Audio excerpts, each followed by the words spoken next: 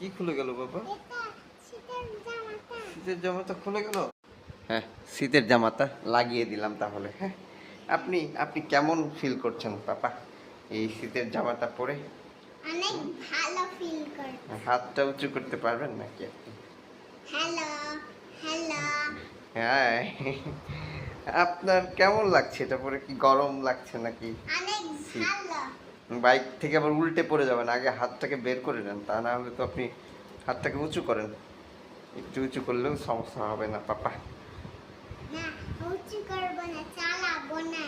হুম, কিন্তু আপনি যদি উল্টে পড়ে যান তখন তো ধরতেও পারবেন না। আপনার হাতগুলো যদি ভিতরে থাকে, আপনি যদি উল্টে পড়ে যাওয়ার মতো হয়ে যান, তখন আপনি কিভাবে ধরবেন? তাড়াতাড়ি করে তো ধরতেও পারবেন না, ঠুস করে মাথাটা ফেটে যেতে পারে। হুম হুম, এটা কত সুন্দর একটা ড্রেস হয়ে গেল আমার বাবুটার। হ্যাঁ,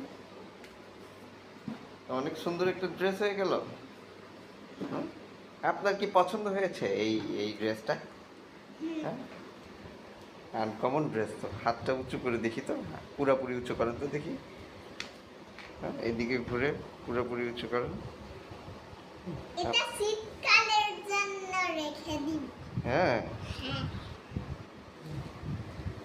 এটা শীতকালের কাপড়।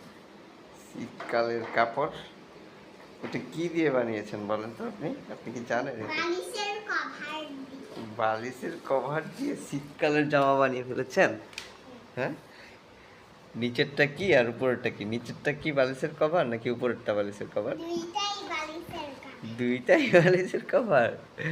দুইটা বালিশের কভার দিয়ে পুরোটা আপনি কভার হয়ে গেলেন। হ্যাঁ, আচ্ছা।